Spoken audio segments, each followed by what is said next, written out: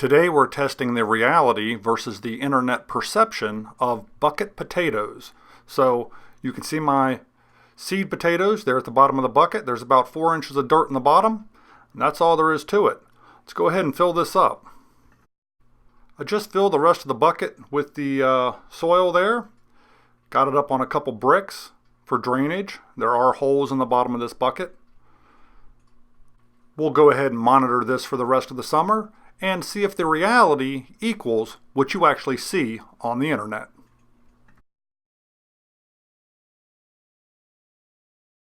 Potatoes are a very fast-growing plant, and as you can see, within just a couple weeks, we've got all of our leaves starting to come in there. Looks pretty good so far.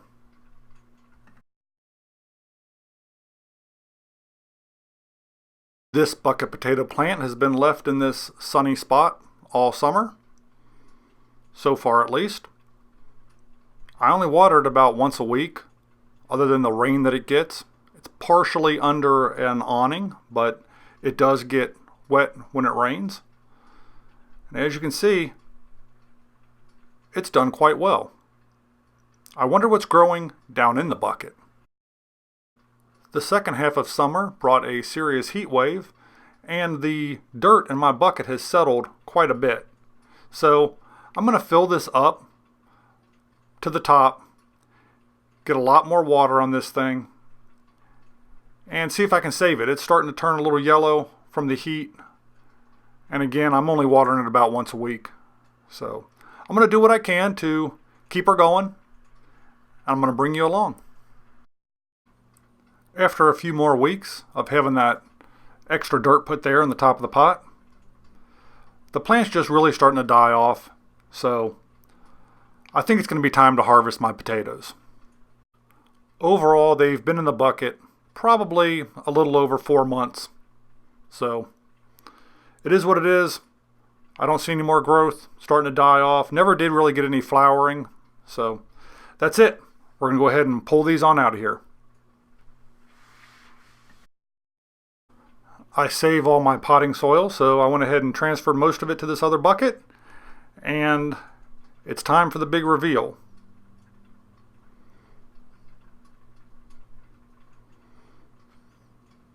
How did my potatoes do?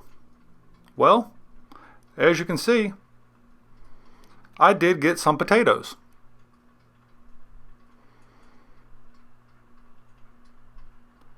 Granted, you're not going to be baking these potatoes or making them into potato skins or anything like that, but survival-wise, they could definitely be added to a stew, added to a roast, something like that. They could be eaten as is in an emergency situation. But there you go. Pretty much zero work on my part. And I got a handful of small potatoes. So that's the reality of bucket potatoes. Despite what the internet tells you, this is what you're going to end up with. A set of potatoes that'll pretty much fit in the palm of your hand. Now that's not a bad thing. Again, in a survival situation, this is just perfect. But don't be misled to think that you're going to get baking potatoes by growing them in a bucket. Potatoes grow to the size of their container.